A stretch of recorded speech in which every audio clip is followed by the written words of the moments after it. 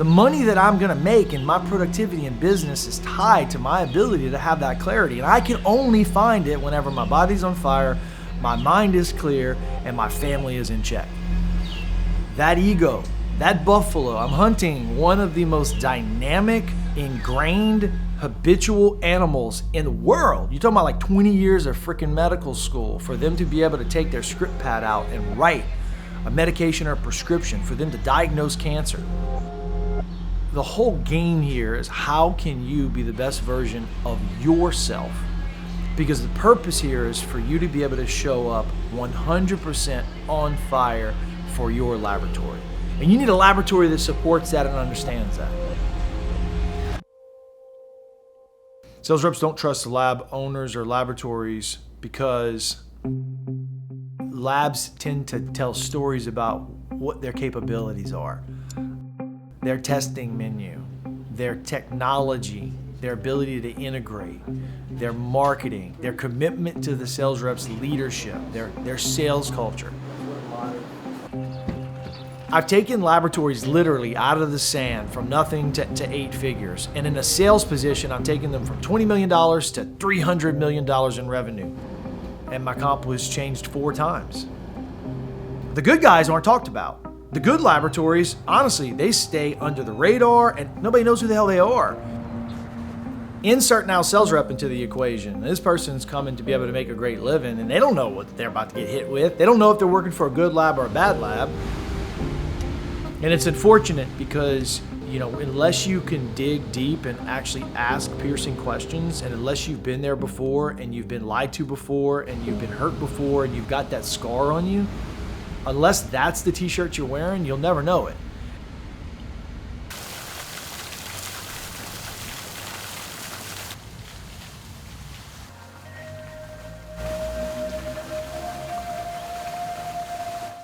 I think if you've been working for a laboratory that doesn't appreciate you anymore, that you feel like you've been passed over, that you know that you're playing small, that you have a lot more that you can give, that you have good ideas and you have a good strategy, and that you're a great learner and a great leader, and you just want more for yourself. You're just searching for more. You have a safe opportunity for you to take a look at.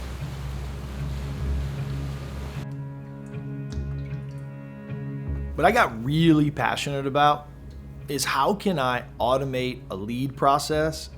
How can I turn on a spigot of qualified people who have watched my marketing videos or watched ads that connected inside of a problem that they had? If you go there and you're like, hey, look how smart I am, look at what I know that you don't know, they shut down. They say yes, they smile, thank you, I'll take your lunch and your coffee, but then you're like booted out of their life. And this is where Darren, you're gonna do your feelings. You're gonna start capturing the fear-based emotions. You're gonna start capturing the uncertainty. The impossible questions. The whole game that I'm trying to create and what I got super focused on was, can I get a closer, a bona fide, badass closer? Can I get them to stop driving 2 hours to a meeting? Can I get them to stop having to do lunches? Can I get them to stop doing all the busy work and just talk to doctors who had already said yes in their mind? You got to get them to paint their uncertainty. When you talk about seeds of doubt, you need to start fracturing what they can't control. And so the Core Academy was birthed with this idea that I can book my best sales reps with leads that already want what we're selling. So that way they can get in there, close, and create competence as fast as possible. We're gonna get to the results. What are the results that you actually want whenever this avatar? What's the actual result that you want? At the end of the day, I want to be able to say, hey, either I understand why you are using these tests or why you're not, or you are using these tests because we were able to have that discussion.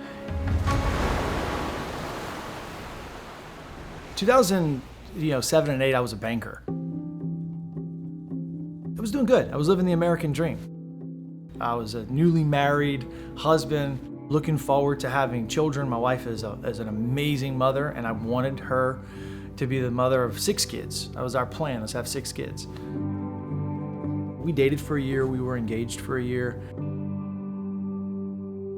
And then when we got married, we had a hemorrhagic cyst that burst inside of her. So she had a medical problem. And so literally within about 3 weeks of us being married, we were already in the sickness and health vow. And so she had an emergency surgery, and that surgery, 30 days later, found out that there was some staph that was left behind.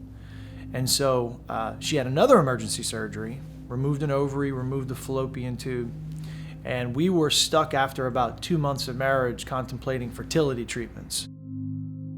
We got lucky. On Valentine's Day, we found out that we were pregnant, which it was like, our world moved. And then 23 and a half weeks later, another infection caused her to go into an early labor, and we ended up delivering twin girls, and we had Sophia for 12 hours, Charlotte for 72 hours. It was 3 days in a NICU unit, and then everything at that point, my entire life shifted. That's the pivotal point in my life where I can absolutely say that everything that happened before that event, it was different. I wasn't really prepared to deal with the grief. I sedated. I sedated with a couple of different things. I sedated with prescription pain medication. I played college football. I had broke my neck in college. It's easy for me to get pain medication, and so I did. And because I was depressed, I became dependent, and depression plus dependence equals addiction. And so for about 2.5 to 3 years, I self-medicated myself, and I worked my ass off. And none of that allowed me to be able to get down into where I needed to do the self-work for me to overcome the fact that I was just in pain over the tragedy of losing my girls. One day, I went to go refill my prescription medication, and the nurse knew something was going on, and she just put a simple drug test in front of me. And she said, "Mr. Blake, we're gonna need you to take a test." And so I peed in the cup, and the results were inconsistent with what she had been prescribing me. And so they sent it off to the laboratory, and when it came back, she called me in, and she shared the results with me. And it was the first time that I looked at a piece of paper and the data and realized that I couldn't lie anymore. The results on the paper were the truth. And for me, it was almost like a cry for help, because I knew what was going to happen, but I went along with it. And she refused to write me any more medication, as she should. And 12 hours later, I was on a plane, my wife and I going into a medical detox facility together. Because if I was going to kick the habit of using prescription pain medication, she couldn't be on it either, and she realized that. And while I was going through detox, I kept thinking about how important that data was, and how if we could put that data in the palm of physicians around the country's hands, what type of impact that could actually have on people. And so I think it's always about how do you present that data, and that's the feeling that I had. So whenever I got into banking, I gravitated towards private banking, and I gravitated towards banking doctors. I loved the idea of healthcare and the business of medicine. I've soaked up every aspect of it. I did physician-owned hospitals, physician-owned laboratories, physician-owned rehab facilities. I feel like whenever I got into lab, I was like made for it, because I knew the economics of it. I knew the drivers of it. And literally, we did it without going to the bank. We did it because we understood the problem, and I believed in my sales ability enough that we could actually run the laboratory as well. So we bet on ourselves, and it worked out. And so we started expanding and hiring more sales reps and getting more success. And we go from 7-10 employees to 170 employees, and we go from 100 samples a week to 10,000 samples a month in about a year and a half. I believe that the reason why my daughters died and the reason why I became an addict was so that way I can take that story and that passion and that purpose and help educate doctors. Your patients are in pain, but they're not in pain because their back hurts. They're in pain because their soul hurts. They're in pain because they're grieving. They're in pain because they're depressed. I felt like it was a lesson I had to learn so that way I can take it and go share that pain with the world. And it was the first time I was introduced to pain shared as pain divided. And I think I healed by going out and converting these doctors. I think it was little by little, it got easier and easier for me to tell my story. And we go from making $4.5 million to $17 million to following up with another 8-figure year. And everything was great.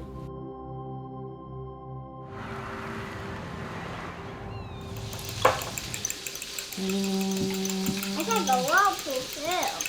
All right, so look, we're going to multitask real quick, all right? You need my help? What are you gonna do? I'm going to pour some pancakes in right here.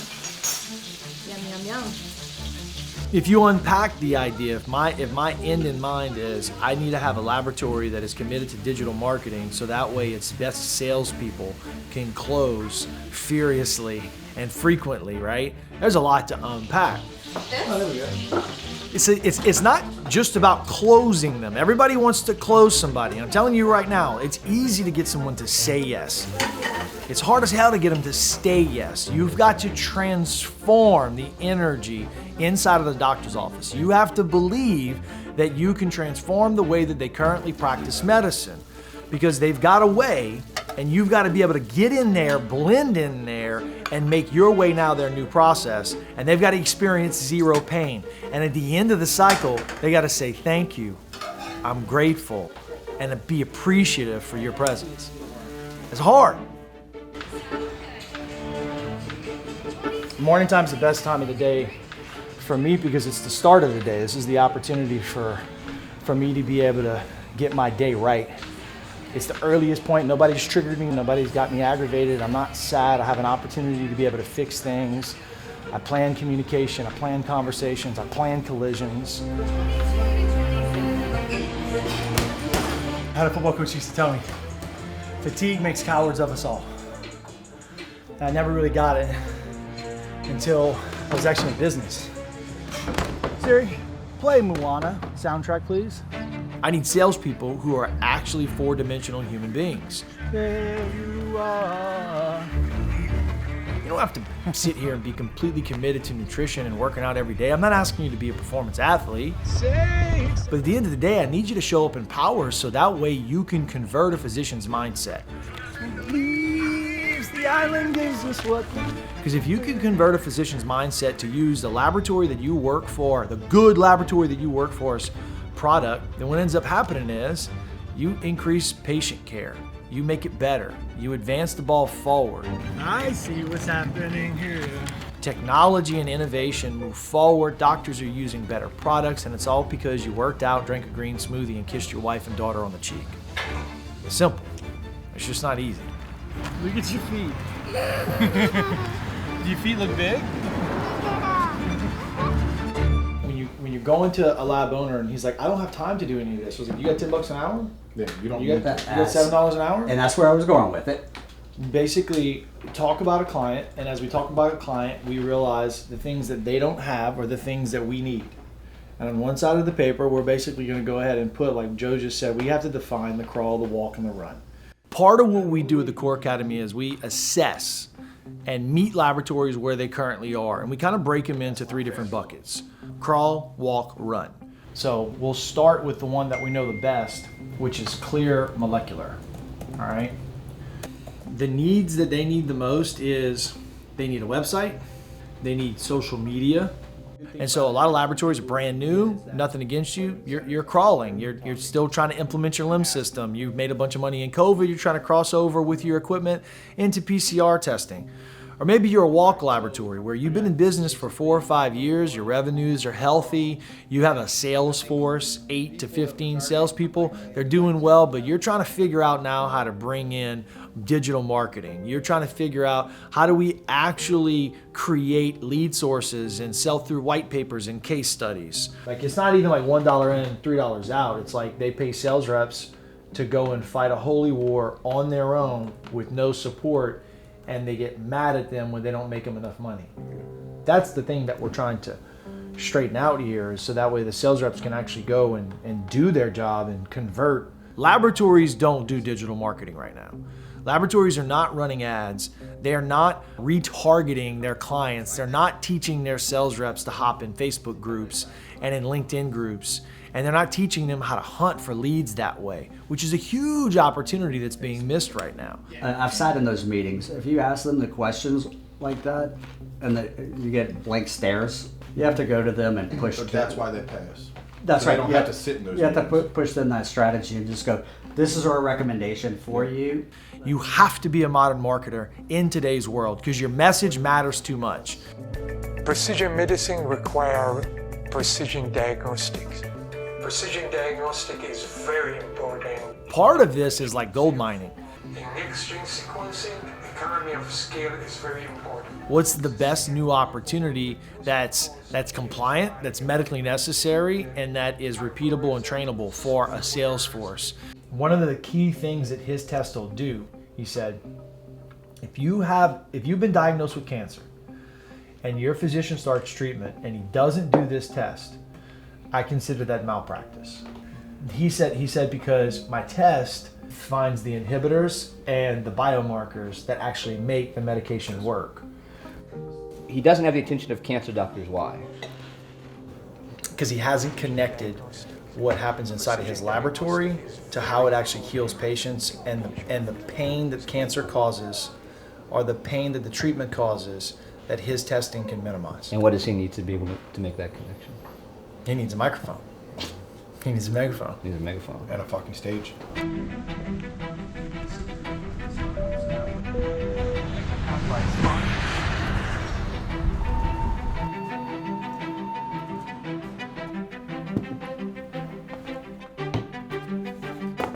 You got one of the most brilliant men in the world that is sitting on top of some of the best, most elite science in the world, and is not looking for a sales force.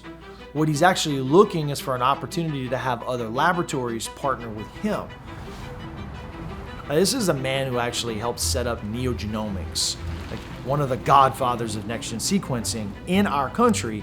And laboratories have an opportunity to work with him and work with us to be able to set up not only the science and the compliance, but the sales marketing, and of course, the self-mastery that you need to have to be able to come with it. So we're heading to the Genomic Testing Cooperative. It's the second time. I was here 2 weeks ago.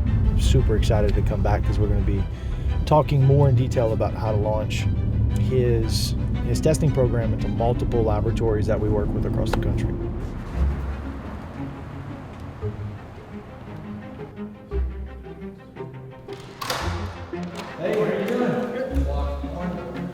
So where the Core Academy comes in is we are discovering these tests that are out there and these new methods and these new ways. And we have these sales people that actually hop into our funnels that apply for jobs, and they need to be placed with a laboratory. So then once we communicate the message, the next thing that's important for us to do with our clients is to capture their permission. So the structure here is, I send a message out. I don't really care if everybody likes it. The point is my message permeates, polarizes enough to where the people who stick around actually want it. And then after we capture their permission, now we start working on converting their mindset. So they have a current worldview. Their current worldview right now of oncology and of next-gen sequencing is maybe just hereditary cancer, germline, BRCA testing. Maybe it's what they know NeoGenomics does, and that's the only company they know that does it. And now we're about to do this, and we're going to show them that there's a whole new world. Yeah, so right now we're taking a tour of the laboratory. He's basically going to talk to us about what the equipment does and the type of testing that he does with the particular equipment. For us, we like really to get the slides, and we scan the slides Where I'm going is I'm looking for 20 laboratories. We've been hearing more digital pathology, being able to use the AI and the power in the camera. Right. That's my goal, is to find 20 of the best laboratories out in the country that get what I'm saying, that want to work with the Core Academy, that are coming inside of our CRM, that are allowing me to train their sales reps, run their marketing programs, so that way we can all grow and win together. How is it that we allow the deck to be stacked so great against the little guy, right? So in a way, it's us against them. This system allows you to make your own library, including PCR and amplification. How can we decentralize what's going on right now with laboratory diagnostics and put some of the power, some of the technology, some of the innovation, and most of the patient care advancements back in the people that are actually in the regional hubs of innovation, like Dr. Albatar? So we have different procedures for blood, different procedure for bone marrow, different procedures for cell-free DNA, different procedure for FFPE, for extracting DNA and RNA. When we look at the key thing that your testing does for that oncology group, what's the key thing that the test and the report allows the physician to be able to do to treat the patient? So first of all, we confirm the diagnosis. Second step, we can detect what molecular abnormalities that drive that tumor. That's what drives the therapy. If you start treating patient blindly, that's not acceptable practice today. Unfortunately, still 60% of patients with lung cancer, they don't get that testing, and they are getting therapy that is not effective. So we give a lot of information about precision medicine and targeted therapy. How can we go ahead and put the power back? That's the Core Academy. That's what we're trying to do. It's a team that we're building. It's a community that we're building. It's a coalition that we're building. It's a cooperative that we're fulfilling.